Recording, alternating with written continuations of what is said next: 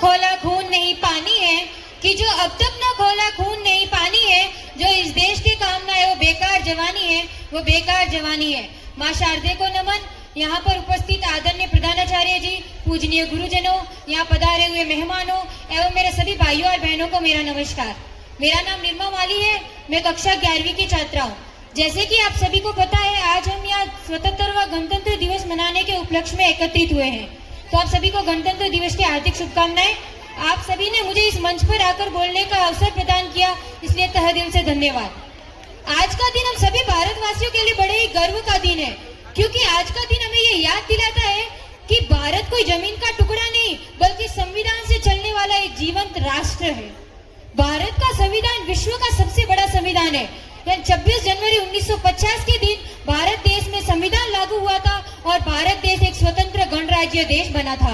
ये संविधान हमारे भारत देश के प्रत्येक नागरिक को समानता, स्वतंत्रता और न्याय का अधिकार प्रदान कराता है।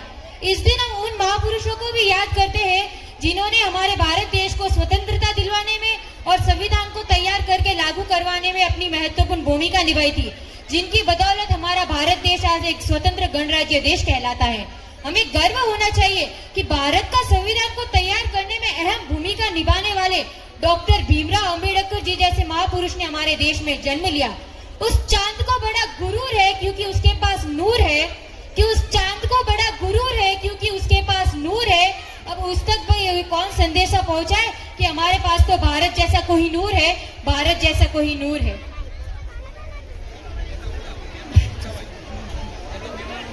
हमारे भारत देश का संविधान विश्व का सबसे बड़ा संविधान है और इस मूल को खतरा न हिंदुओं से है न मुसलमानों से है, कि जी इस मूल को खतरा न हिंदुओं से है न मुसलमानों से है, इस मूल को खतरा है तो सिर्फ गद्दारों और बेईमानों से है, गद्दारों और बेईमानों से। एक सैनिक बनकर सेना में जाना ही देशभक्ति नहीं होता। आजादी के पूर्व कुछ और बात थी और आज कुछ और है। तब झांसी की रानी लक्ष्मीबाई से लेकर शहीद नौजवान भगत सिंह तक, चंद्रशेखर आजाद से लेकर महात्मा गांधी तक उन्हें हम देशभक्त कहते थे। पर आज मैं देशभक्त कहूँ तो किसे कहूँ? आज मैं देशभक्त कहूँ तो किसे कहूँ? क्योंकि आज का ये नौजवान तो स्नैपचैट, फेसबुक, इंस्टाग्राम और फ्री फायर की लत में डूबा नजर आता है, फ्री फायर की लत में डूबा नजर आता है। अपने परिवार, समाज और राष्ट्र के प्रति समर्पण का भाव है देशभक्ति। हर देशद्रोही के जीवन में आने वाला तूफान है देशभक्ति। अपने धर्म और राष्ट्र के लिए ईमानदारी से किया गया कार्य है देशभक्ति। और आज का ये नौजवान इस राष्ट्र के लिए, इस वतन के लिए दूसरे को मारने से पहले खुद मरने के लिए तैयार हो तो वो है देशभक्ति, तो वो है देशभक्ति।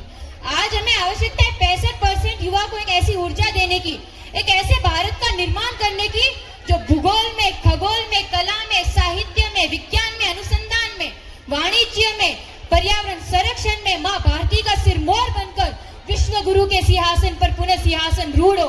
क्यों?